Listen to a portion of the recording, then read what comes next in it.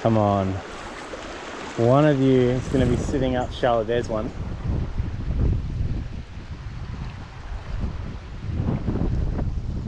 Where's he gone? There it is. It's sitting in the run. I'm just going to try and make a bow and arrow cast because the wind's bad. Got it on the dry. How cool is that? Oh, ate that dry perfectly. All of the trout streams here in my home state of Victoria are back open, so I thought, what better way to celebrate than to head out and chase some quality brown trout.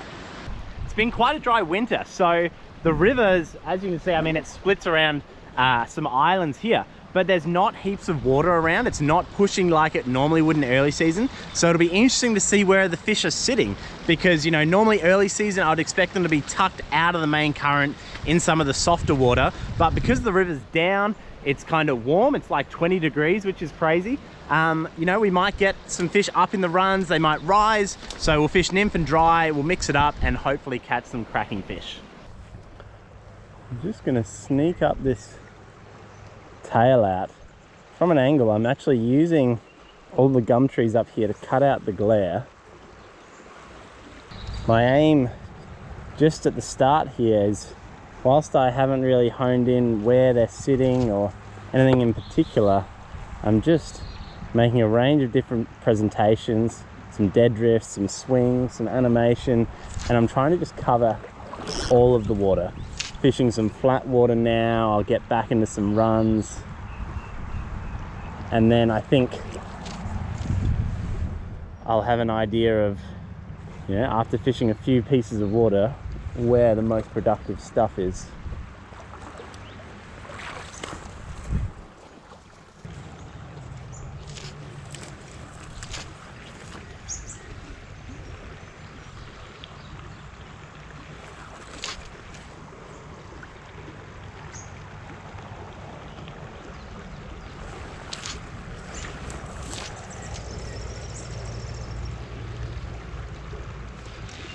Got you. Oh, that's a good fish. Geez, that fish was up shallow. Oh,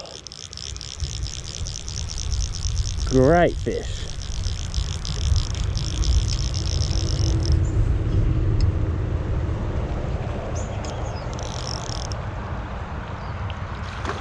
Oh.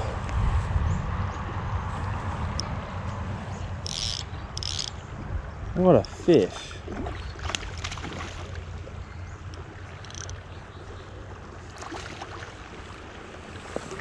Come on, mate.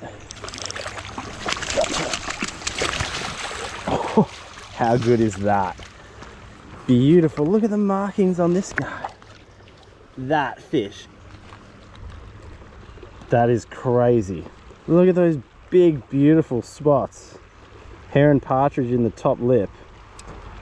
Gosh, that is cool. Get you back, mate. Oh, that was so cool. Such a good, confident dunked for the take there. I was quite tight to my flies because it was shallow. I wanted to make sure I didn't have them bouncing the bottom, so I just kind of encouraged that nymph along, and that fish creamed it.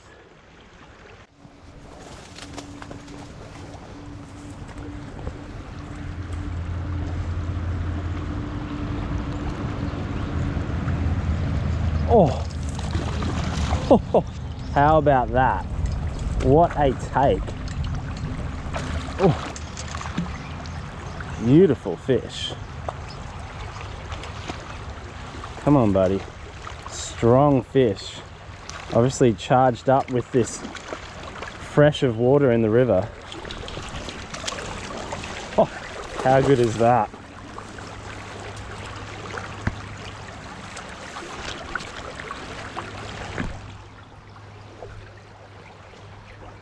Great brown. Heron partridge drilled in the top lip there. Pop that out. I love barbless hooks. So good, because the fly just comes out so easily like that.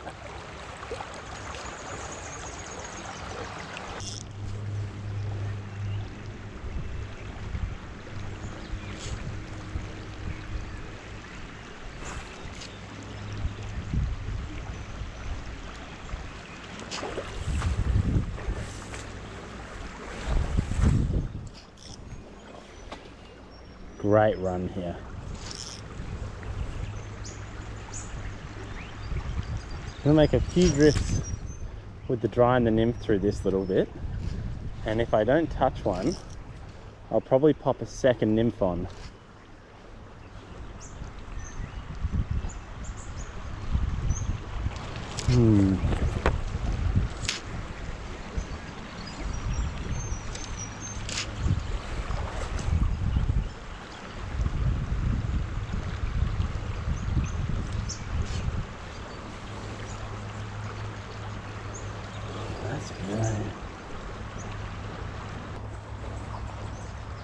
Alright, I've put two nymphs on here just because this spot's too good to walk past without giving the fish the opportunity of eating a couple of different fly patterns. And there we go, first cast with the fly changes. That is crazy. Happens so often though that it's not that crazy. Just swinging that across the tail where I'd fished with the nymph and dry, and this lovely brown, oh, has come up and eaten beautifully. Come on, look at that. Oh.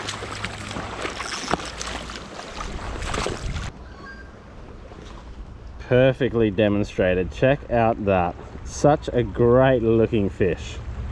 Pop this fly out and get you back. That is just a belter. So many quality fish, it's amazing. Wow, worth the fly change. You would have seen I made so many drifts, nymph under dry through here for nothing.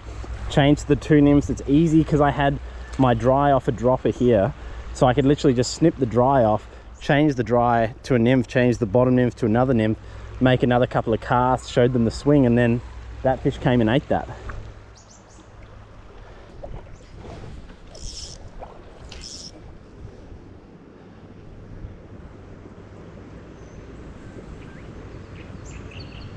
Beautiful run here. Actually love this river because it's so Australian.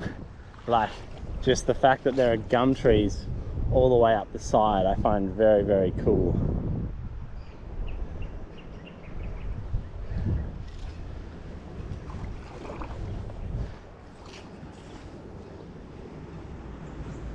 Come on. Got to be one through here.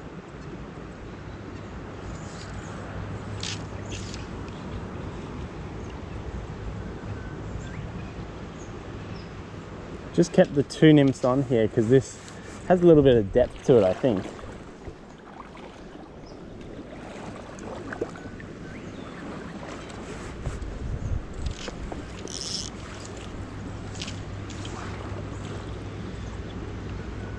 Oh, just saw one rise in the middle of the run there.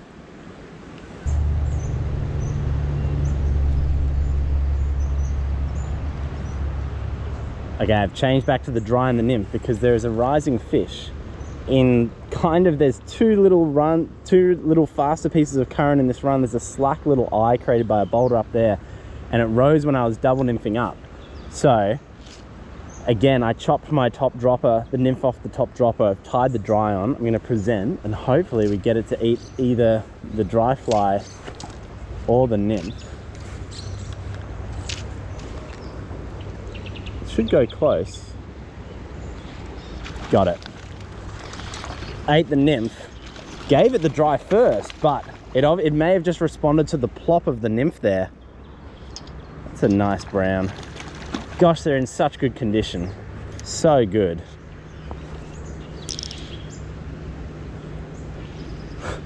Can't believe I went to all the effort of tying the dry on.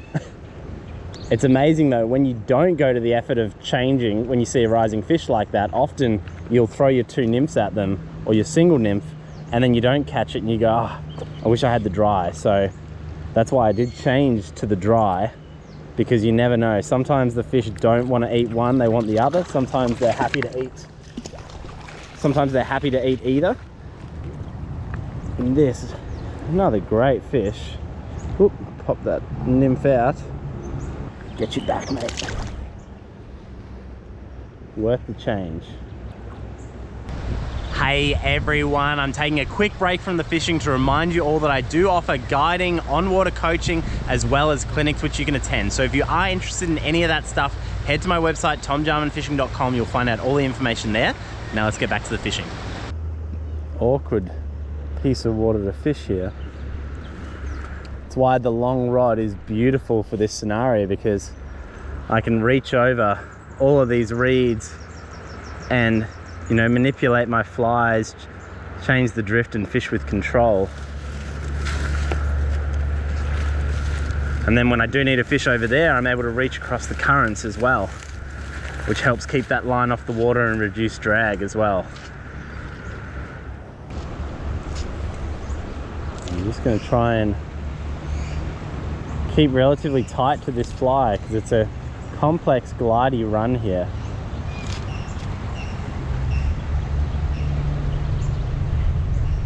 Got a B1 on this inside seam where the caddis is bobbing just ahead of my dry.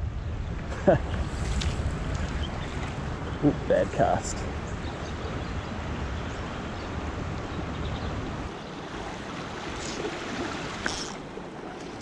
Just gonna pick these little slack pockets on the way up here.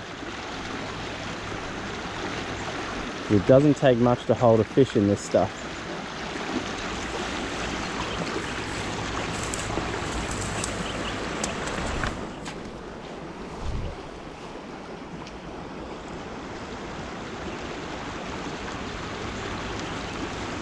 Look how good that looks. So much fun fishing this kind of semi-complex pockety stuff, because there are little nooks everywhere, like this one here on the far side where the dry is now. So many nooks for a fish to hold. And the key is just fishing all of them really nice and cleanly, and then the chance presents.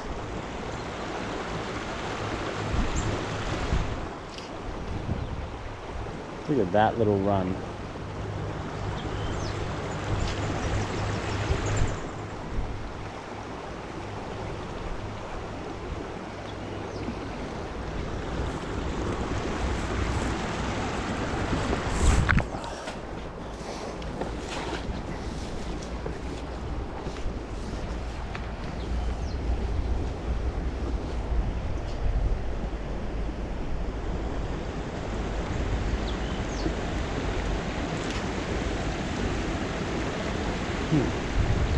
Little rain shower.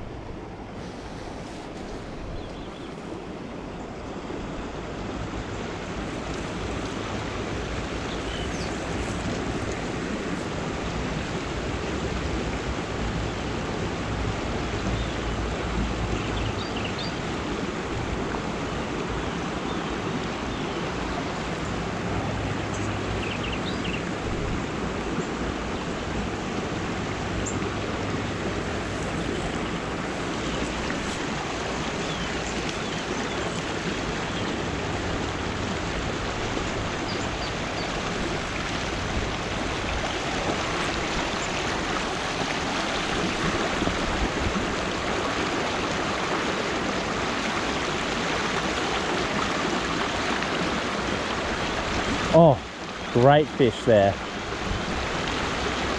Got it. That ate the dry. That is insane. No way. Oh, okay.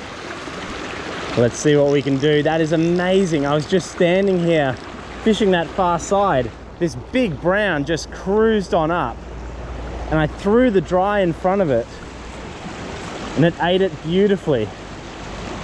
Oh. Come on, mate. What a fish. Come on. Play nice.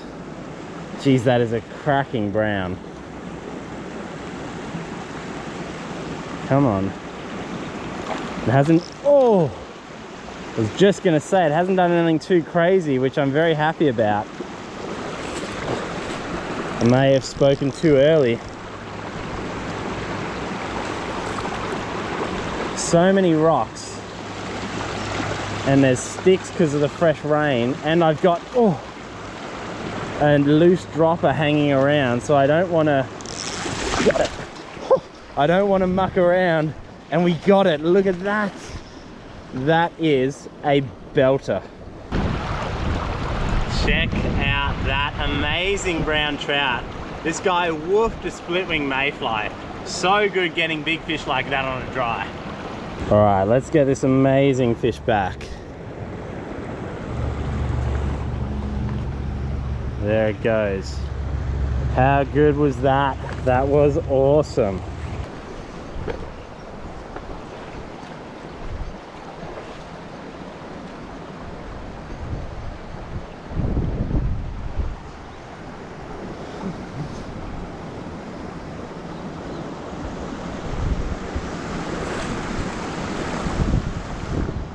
Going.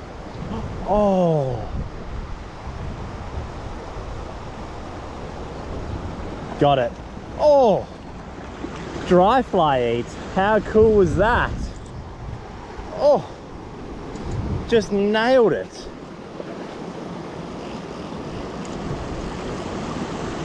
Come on, stay out of there. Oh.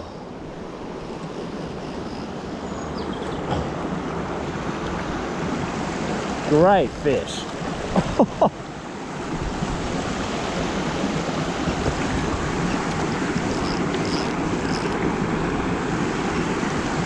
Come on.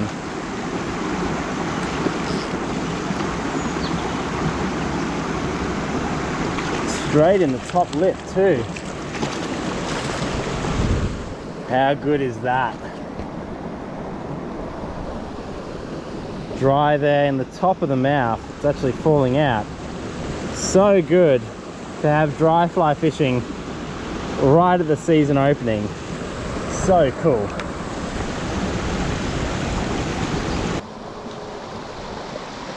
All right, well, I'm gonna leave you all there, but that was so much fun. Really interesting because the fish were in slightly faster water than I expected. I would have thought they would have been in the, the pools more so. But this warm weather, lower water heights, the fish were up and they were happy to eat, and they were eating the dry as well, which was super cool.